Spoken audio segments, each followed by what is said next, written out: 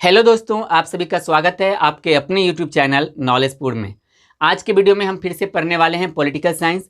और political science का हमारा दूसरा अध्याय चल रहा है, लोकतंत्र में सत्ता की साझेदारी की कार्यप्रणाली। हम उसी को आज कंटिन्यू करेंगे। लास्ट वीडियो में मैंने आपको बताया था नगरीय शासन व्यवस्था के बारे में, और हमने वहाँ पे देखा है कि नगरीय शासन व्यवस्था को भी तीन भागों में बांटा गया, नगर पंचायत और हमारा नगर परिषद और हमारा नगर निगम। लास्ट वीडियो में मैंने आपको नगर पंचायत के बारे में बहुत ही डिटेल से और सरल शब्दों में समझाने का प्रयास किया है। अगर आपने उस वीडियो को नहीं देखा है तो मैं आपको एक बार रिकमेंडेड करना चाहूँगा कि आप ज़रूर उस वीडियो को देखिएगा। एग्ज़ाम में नहीं पूछा जाएगा, वो सब क्वेश्चन एग्ज़ाम में नहीं उतना पूछा जाता है, लेकिन आपका नॉलेज ज़रूर बढ़ेगा कि अगर कहीं पर जिला परिषद का गठन किया जाता है तो उनके लिए क्या सब होना ज़रूरी है। तो वो सारी चीज़ें मैंने बहुत ही सरल शब्दों में समझाने का प्रयास किया है। तो आप एक बार ज़रूर देखिएगा, आपको अच्छा लगेगा, आपका नॉलेज 100% इम्प्रूव होगा। चलिए देखते हैं आज के वीडियो को। तो नगर पंचायत मैंने आपको समझा दिया है, तो आज के वीडियो में हम समझने वाले हैं नगर परिषद को और हम नगर निगम को। ये दो हमारे लिए आज बहुत ही इंपॉर्टेंट टॉपिक है। नगर परिषद क्या है? तो नगर पंचायत से बड़े शहरों में, यानी नगर पंचायत से बड़े शहरों में नगर परिषद का गठन किया जाता है। यानी जो नगर पंचायत से भी बड़ा होता है वहां पर किसका गठन किया जाएगा? वहां पर गठन नगर निगम का किया जाएगा। और यहां पर यानी नगर परिषद का जो गठन होगा, नगर परिषद के गठन के लिए कम से कम वहां की आबादी 2 लाख से 3 लाख के बीच में होनी चाहिए। यानी 2 लाख से कम नहीं होना चाहिए, उनसे ज़्यादा, अगर 3 लाख से भी कुछ ज़्यादा हो जाता है तो कोई दिक्कत नहीं है। लेकिन नगर परिषद का गठन वहाँ किया जाएगा जहाँ की आबादी कितनी होनी चाहिए? तो 2 लाख होनी चाहिए।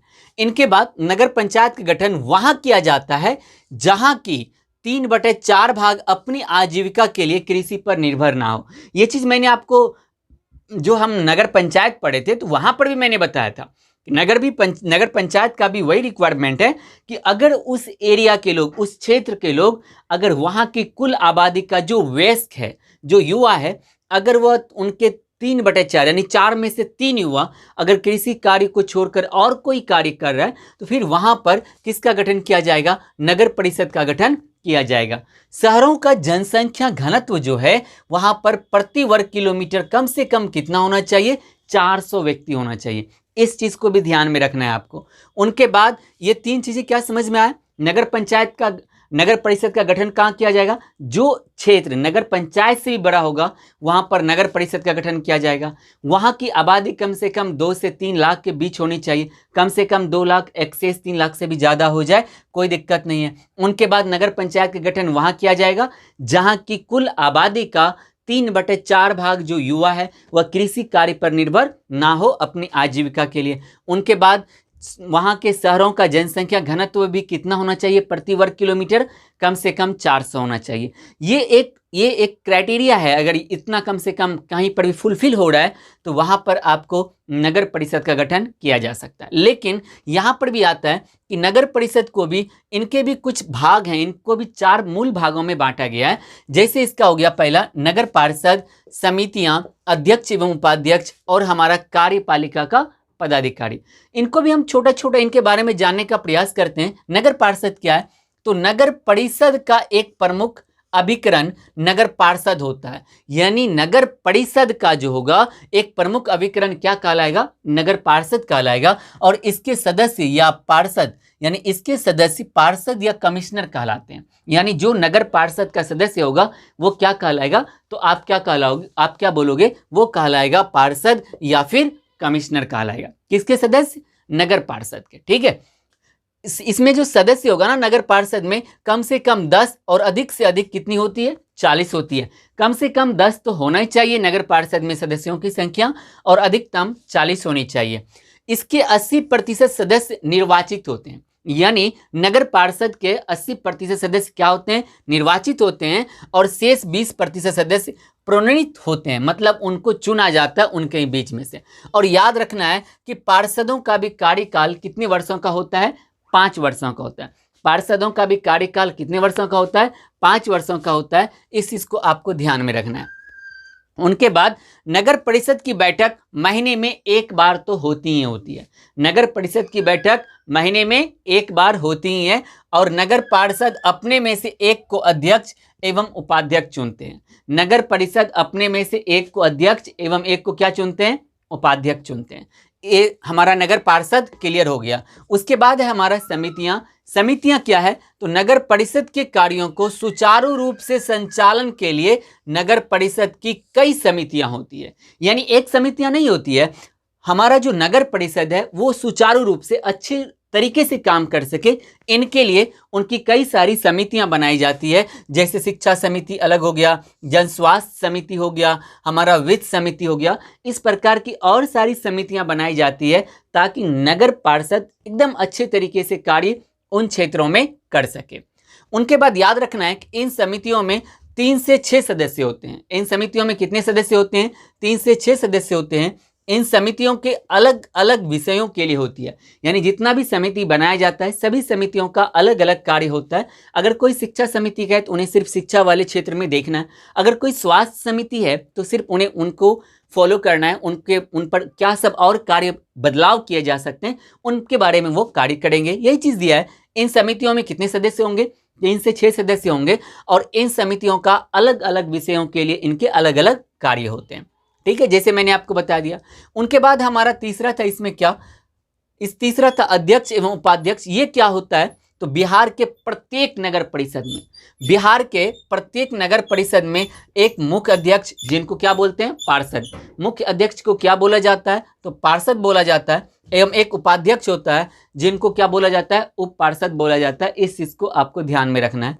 बिहार के प्रत्येक नगर परिषद में एक मुख्य अध्यक्ष को हम क्या कहते हैं? पार्षद कहते हैं। और एक उपाध्यक्ष होता है जिसे हम उप पार्षद कहते हैं। उनके बाद इनका भी कार्यकाल, यानी पार्षद का भी और उप पार्षद का भी कार्यकाल 5 वर्षों का होता है। इस चीज को आपको ध्यान में रखना है। उनके बाद दोनों का जो चुनाव होता है ना, पार्षद का और उप पार्षद, यानी अध्यक्ष और उपाध्यक्ष का चुनाव नगर पार्षद के द्वारा ही होता है। अध्यक्ष का भी चुनाव, उपाध्यक्ष का भी चुनाव। अध्यक्ष को हम पार्षद बोलते हैं और उपाध्यक्ष को हम उप पार्षद बोलते हैं। दोनों का चुनाव किसके द्वारा होता है? तो नगर पार्षद के द्वारा होता है। और जो मुख्य पार्षद होता है ना, इस चीज को ध्यान में रखना है। मुख्य पार्षद जो होता है वो अपने शहर का प्रथम नागरिक होता है। मुख्य पार्षद अपने शहर का क्या होता है? प्रथम नागरिक होता है। इस चीज को आपको ध्यान में रखना है। ठीक है। उनके बाद हमारा 4 नंबर था इसमें कार्यपालिका और पदाधिकारी। कार्यपालिका पदाधिकारी क्या है? तो इसको थोड़ा सा देखिए। तो प्रत्येक नगर परिषद में एक कार्यवाहक पदाधिकारी का पद होता है। प्रत्येक नगर परिषद में क्या होता है? एक कार्यवाहक पदाधिकारी का पद होता है। और इनको नियुक्त कौन करता है? राज्य सरकार करता है।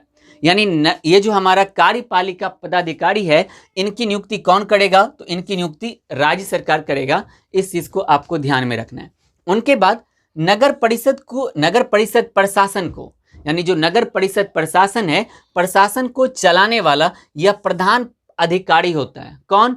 तो कार्यपालिका पदाधिकारी। इस चीज को आपको ध्यान में रखना है।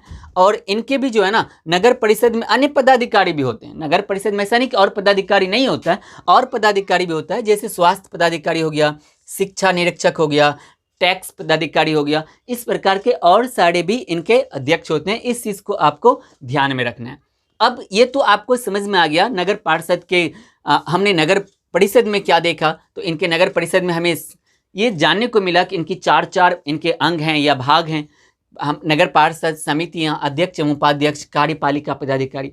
मैंने एक एक करके बहुत ही सरल शब्दों में समझाने का प्रयास किया, तो मुझे उम्मीद है कि आपको समझ में आ गया होगा। लेकिन क्या यहीं समाप्त हो गया? बिल्कुल भी नहीं, क्योंकि नगर परिषद के भी कुछ कार्य होते हैं। इनके कुछ ऐच्छिक कार्य होते हैं और कुछ ऐसे भी कार्य होते हैं जो अनिवार्य होते हैं, उन्हें करना ही पड़ेगा। नगर परिषद का वही मुख्य कार्य। तो इनके नगर परिषद के कुछ अनिवार्य कार्य क्या सब हैं? तो ये नगर निगम की पूरी सफाई की जिम्मेदारी नगर परिषद की होगी। सड़कों एवं गलियों में लाइट का प्रबंध करने का भी जिम्मेदारी किसका होगा? तो नगर परिषद का ही होगा। उनके बाद पीने की पानी का व्यवस्था करना, ये भी किसकी जिम्मेदारी है? तो नगर परिषद की जिम्मेदारी है। उनके बाद इनके ऐच्छिक कार्य भी होते हैं जो ये कर भी सकते हैं और नहीं भी कर सकते हैं। जैसे नई सड़क बनवाना, ये उनके अनिवार्य कार्य की गिनती में नहीं आएगा, लेकिन अगर वो करना चाहे तो उनको फंड उनके पास रहता है या फिर फंड का आयोजन वो कर सकते हैं। तो वो सड़क बनवा सकते हैं, जो शहर के गंदे इलाके को साफ करके वहाँ पर रहने योग्य उनको बना सकते हैं। इनके साथ गरीबों के लिए घर बनवाना, ये इनके ऐच्छिक कार्य। इस प्रकार के और सारे कार्य होते हैं जो इनके ऐच्छिक कार्य में आते हैं। ठीक है, इनके बाद है हमारा तीसरा, क्या था हमारा, नगर निगम। यानी हमने अभी नगर पंचायत पढ़ा, नगर पंचायत पिछले वीडियो में था, इस वीडियो में आपने नगर परिषद पढ़ा, और अब हमारा अंत आज का क्या है, नगर निगम है। नगर निगम क्या है, तो नगर निगम बड़े बड़े शहरों में स्थापित की जाती है। नगर निगम की स्थापना कहाँ की जाएगी, तो बड़े बड़े शहरों में की जाएगी। इस चीज को आपको ध्यान में रखना है। और कितने, जो जिस शहर की आबादी 3 लाख से ज्यादा होगी वहां पर नगर निगम का स्थापना किया जाएगा। और नगर परिषद का स्थापना कहाँ किया जाएगा, जहां की आबादी 2 लाख से 3 लाख के बीच में हो, और 3 लाख से अगर कहीं पर ज्यादा है तो वहां पर नगर निगम का स्थापना किया जाएगा। ठीक है, तो भारत में भी इसका कुछ ना कुछ इतिहास रहा होगा। बिल्कुल, हमारा देश बहुत ही, हमारी देश की जो इतिहास है वो बहुत पुरानी है। तो हमारे देश में भी, भारत में सबसे पहले 1688 ईस्वी में, कब, 1688 ईस्वी में अंग्रेजों के द्वारा मद्रास में, जिसको अभी हम चेन्नई बोलते हैं, उनका पुराना नाम क्या था, मद्रास था। तो मद्रास में नगर निगम की स्थापना की गई थी। कब की गई थी, 1688 ईस्वी में। ये ऑब्जेक्टिव में कई बार पूछा गया है कि भारत में नगर निगम की स्थापना सबसे पहली बार या प्रथम बार कब की गई थी, 1688 ईस्वी में की गई थी। और कहां पर, मद्रास में। मद्रास को ही क्या कहते हैं, चेन्नई कहते हैं। ये ऑब्जेक्टिव में पूछ सकता है कि नगर निगम की स्थापना सबसे पहले कहाँ की गई थी। कहाँ की गई थी, तो आपको या तो मद्रास दिया रहेगा, नहीं तो आपके ऑप्शन में चेन्नई होगा। कब क्या किया गया था, 1688 ईस्वी में। इस चीज को आपको ध्यान में रखना है। लेकिन अगर मैं बिहार के संदर्भ में बात करूं, तो बिहार में सबसे पहले याद रखना है कि बिहार में सर्वप्रथम पटना में 1652 ईस्वी में नगर निगम की स्थापना की गई थी। यानी पटना में सबसे पहले नगर निगम की स्थापना कब की गई थी, 1652 ईस्वी में। और भारत में कब की गई थी, 1688 ईस्वी में। कहाँ, मद्रास में। और मद्रास का ही अभी हम आधुनिक नाम के रूप में उसे क्या जानते हैं, तो उन्हें हम चेन्नई बुलाते हैं। उनके बाद याद रखना है कि बिहार में नगर निगम में 50% स्थान जो है महिलाओं के लिए आरक्षित किया गया है। बिहार में नगर निगम में सीटों की संख्या 50% किसके लिए आरक्षित किया गया है, महिलाओं के लिए किया गया है। इस चीज को आपको ध्यान में रखना है। और नगर निगम में वार्डों की न्यूनतम संख्या 37, नगर निगम में वार्डों की संख्या न्यूनतम कितनी होगी, 37 होगी। और अधिकतम कितना होगा, तो अधिकतम 75 होगा। इस चीज को आपको ध्यान में रखना है। ठीक है, देखिए, हो सकता है मैं इधर खड़ा रहूं, इधर स्पेस नहीं है बोर्ड के इधर साइड में, इसीलिए मुझे यहीं पर खड़ा रहना पड़ रहा है। तो आप, मैं जो बोल रहा हूं आप नोट्स बनाते जाइएगा, या फिर आप सुन रहे हैं तो आपको 100% क्लियर हो जाएगा। उनके बाद है हमारा नगर निगम के भी प्रमुख अंग हैं। जैसे हमने देखा कि नगर परिषद का भी 4 प्रमुख अंग था, नगर पार्षद समितियां, अध्यक्ष, उपाध्यक्ष, कार्यपालिका समिति। उसी प्रकार से नगर निगम के भी कुछ अंग हैं। जैसे हमारा नगर परिषद हो गया, सशक्त स्थानीय समिति हो गया, परामर्शदात्री समिति हो गया, और उनके बाद हमारा नगर आयुक्त हो गया। तो इसमें नगर परिषद हमारे लिए इंपॉर्टेंट है। तो नगर परिषद क्या है, तो नगर परिषद आपको नगर निगम को कई क्षेत्रों में यानी वार्डों में बांटा गया। किनको, नगर परिषद को। यानी नगर परिषद के भी कई वार्ड होते हैं, कई वार्डों में वो विभाजित होते हैं। उनके बाद प्रत्येक क्षेत्र से उस क्षेत्र के वोटर यानी मतदाताओं द्वारा एक प्रतिनिधि निर्वाचित होकर चुने जाते हैं। यानी जो हमारा ये नगर निगम का जो अंग है ना, नगर परिषद, नगर परिषद में भी जो इनके जो उस एरिया के यानी उस वार्ड के जितने भी मतदाता हैं, मतदाता में मतलब प्रत्येक वार्ड से एक एक सदस्य चुनकर आता है। इस चीज को आपको ध्यान में रखना है। अच्छा, जो चुन के आता है ना, उसी को हम क्या बोलते हैं, वार्ड पार्षद बोलते हैं। यानी प्रत्येक वार्ड से वहां की मतदाताओं के द्वारा जो चुने जाते हैं, हम उसी को क्या बोलते हैं, वार्ड पार्षद बोलते हैं, या फिर उनको वार्ड काउंसिलर भी हम कहते हैं। ठीक है, पार्षदों का भी कार्यकाल कितने वर्षों का, 5 वर्षों का होता है। आपको यह ध्यान में रखना है। और नगर परिषद की बैठक प्रत्येक महीने होती है। नगर परिषद की बैठक प्रत्येक महीने होती है। इस चीज को आपको ध्यान में रखना है। इनके बाद यहीं पर याद रखना है कि नगर परिषद जो है ना, अपने सदस्यों में से यानी इनके जितने भी टोटल मतलब इनके मेंबर हैं, जितने भी सदस्य हैं, वो अपने में से ही यानी अपने बीच में से ही एक को महापौर और दूसरे को उप महापौर चुनती है। यानी नगर परिषद अपने सदस्यों में से एक को महापौर और दूसरे को उप महापौर चुनती है, जिनका कार्यकाल भी कितने वर्ष का होता है, मात्र 5 वर्ष का ही उनका भी कार्यकाल होता है। उनके बाद देखिए आपको ध्यान में रखना है कि महापौर ही जो है नगर परिषद का सभापति होता है। ये ऑब्जेक्टिव में पूछा गया है, आपसे ऑब्जेक्टिव में यह क्वेश्चन पूछा जाएगा कि नगर परिषद का सभापति कौन होता है, तो आप क्या बोलोगे? महापौर होता है। नगर परिषद का सभापति कौन होता है? महापौर होता है। इनके बाद याद रखना है तथा निगम की बैठकों की अध्यक्षता भी करता है, यानी नगर निगम की बैठकों की अध्यक्षता भी कौन करेगा? महापौर। और महापौर नगर निगम का प्रथम नागरिक होता है, यानी यह पहला नागरिक होता है। ये आपको ध्यान में रखना है। और नगर निगम के भी प्रमुख कार्य होते हैं। जैसे आपने देखा नगर परिषद का कार्य होता है, उसी प्रकार से नगर निगम का भी कार्य होता है, और इनका भी सेम वही कार्य होता है। इनके कार्य के रूप में इन्हें नगर निगम की जो उनको पूरी की पूरी सफाई करनी होगी, सड़कों एवं गलियों में रोशनी की व्यवस्था करनी होगी। इनके साथ ही वहाँ पर शौचालय का व्यवस्था, स्वच्छ पीने का पानी का व्यवस्था करना होगा। और जिला में आने वाले गेस्टों के लिए, नगर निगम में आने वाले गेस्टों को रहने के लिए, उनके रहने के लिए भी उनकी व्यवस्था करनी होगी। इनके भी ऐच्छिक कार्य होते हैं, जैसे नई सड़क बनवाना, गलियों में नाले बनवाना, सड़कें बनवाना, नाले बनवाना। इनके साथ साथ ही गरीबों के लिए घर बनवाना, उनके बाद लोगों के लिए वो जन्म पत्र, मृत्यु प्रमाण पत्र, ये सब बनवाना। ये सब भी कार्य नगर निगम के अंतर्गत आता है। तो नगर निगम जो नगर परिषद का कार्य है, वही लगभग सिमिलर कार्य नगर निगम का भी होता है। दोनों में आपने मेजर डिफरेंस क्या देखा? नगर निगम की स्थापना नगर परिषद का कहाँ होगा? जहाँ की आबादी 2 से 3 लाख होगी। और नगर निगम का कहाँ होगा? जिसकी आबादी 3 लाख से ज़्यादा होगी। और कोई ज़्यादा डिफरेंस नहीं है। इनमें आपको ध्यान में क्या रखना है? नगर परिषद, इनको 1-2 बार आप अच्छे से देख लीजिएगा, या इस वीडियो को एक बार अगर फिर से आप सुन लीजिएगा तो सब दिन के लिए आपको नगर निगम, नगर परिषद क्लियर हो जाएगा। और इसी के साथ हमारा यह जो अध्याय है, यानी दूसरा अध्याय लोकतंत्र में सत्ता की साझेदारी की कार्य प्रणाली, यह भी हमारा पूर्ण रूप से समाप्त हो गया। मैंने पूरे अध्याय को बहुत ही अच्छे तरीके से सरल शब्दों में कवर करने का प्रयास किया है। अगर आप इनसे पहले एक वीडियो को नहीं देखें और आप अगर समझना चाहते हैं पूरे अध्याय को, तो मैं आपको बोलूँगा कि एक बार आप समय देख के जरूर वीडियो को देखिए, क्योंकि अभी आपको सिर्फ एग्जाम पास नहीं करना है। अगर आपके दिमाग में सिर्फ मुझे एग्जाम पास करना है, तो याद रखिए एग्जाम पास करके कुछ नहीं होता है, कुछ भी नहीं होगा। आपको बस A4 साइज का मार्कशीट मिलेगा, जहां पर आपका नाम, आपके पिता का नाम और आपका टोटल मार्क्स रहेगा। इनके अलावा उनका कोई काम नहीं है। आप कहीं भी जाओगे और आपकी पूरी लाइफ जो चलेगी ना, पूरी लाइफ आपके नॉलेज के दम पे चलेगी। इसीलिए नॉलेज के मतलब दृष्टिकोण से ये बहुत ही बेहतरीन है।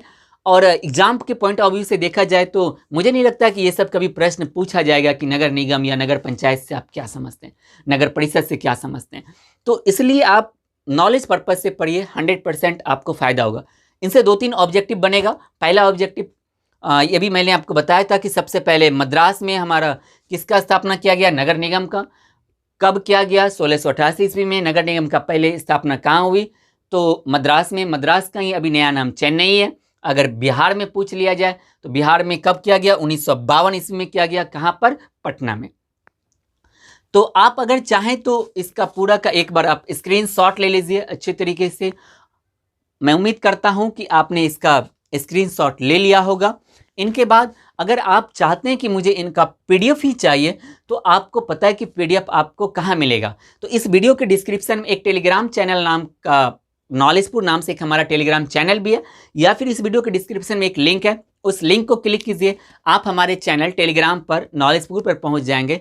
वहां पर आपको इसका इस वीडियो का जो PDF है ना, वो आपको वहां मिल जाएगा, जो मैंने हाथ से लिखने का प्रयास किया है। ठीक है, तो मैं उम्मीद करता हूं ये आपको समझ में आया होगा।